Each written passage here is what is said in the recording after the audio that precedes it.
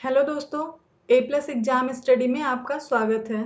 आज की वीडियो में हम पारिस्थितिकी अर्थात इकोलॉजी के बारे में पढ़ेंगे और इसके साथ हम ये भी जानेंगे कि निकेत किसे कहते हैं और पर्यावास किसे कहते हैं। तो बिना देरी किए आइए वीडियो को स्टार्ट करते हैं। पारिस्थितिकी इकोलॉजी।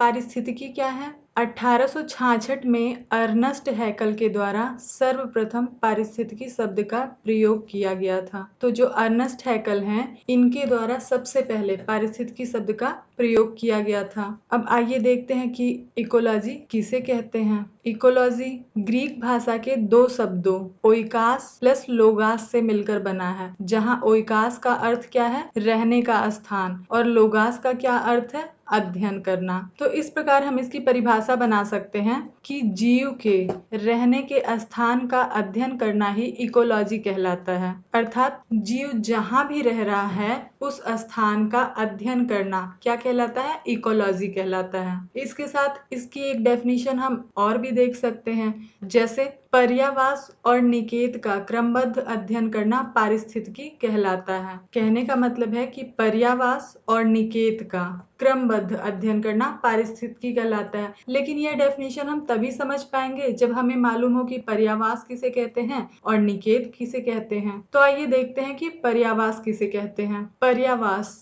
पर्यावरण में जीव का आवास ही उसका पर्यावास कहलाता है। पर्यावरण में जैसे जीव का आवास, कहने का मतलब है कि जीव जहाँ भी रहता है वही उसका क्या कहलाएगा? पर्यावास। भिन्न भिन्न जीवों का पर्यावास एक हो सकता है और भिन्न भिन्न जीवों का पर्यावास अलग अलग भी हो सकता है। जैसे भिन्न भिन्न जीव जैसे शेर है, हाथी है, दोनों अलग अलग जानवर हैं, बट दोनों का पर्यावास क्या है? एक ही है, जंगल। दोनों का सेम पर्यावास है ना, दोनों जंगल में निवास करते हैं। इसी तरीके से भिन्न भिन्न जीवों का पर्यावास अलग अलग भी होता है। जैसे भालू है, व्हेल मछली है, तो भालू कहाँ रहता है? जंगल में। व्हेल कहाँ रहती है? समुद्र में। तो इन दोनों का पर्यावास क्या है? अलग अलग है। ठीक है, तो पर्यावास के तीन मूल घटक होते हैं। पहला घटक है जल, दूसरा घटक है भोजन और तीसरा घटक है आवास। तो ये तीनों मूल घटक जैसे हम कहीं पे भी किसी भी स्थान विशेष पर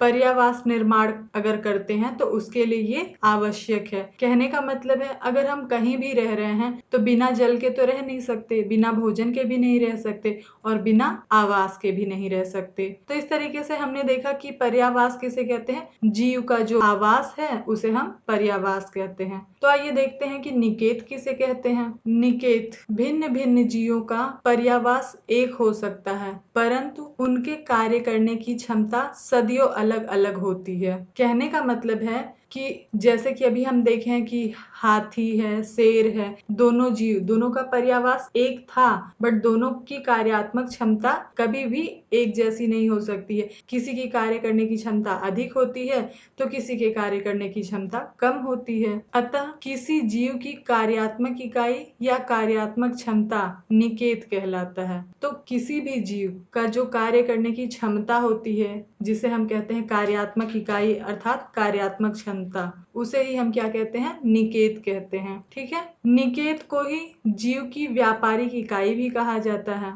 तो नेक्स्ट वीडियो में हम पारिस्थितिक तंत्र के बारे में पढ़ेंगे। आज की वीडियो अगर आपको अच्छी लगी हो तो वीडियो को लाइक करें, शेयर करें और मेरे चैनल को सब्सक्राइब करें। साथ ही बेल आइकन को प्रेस करना ना भूलें, जिससे मेरी लेटेस्ट अपडेट आपको मिलती रहे। Thank you.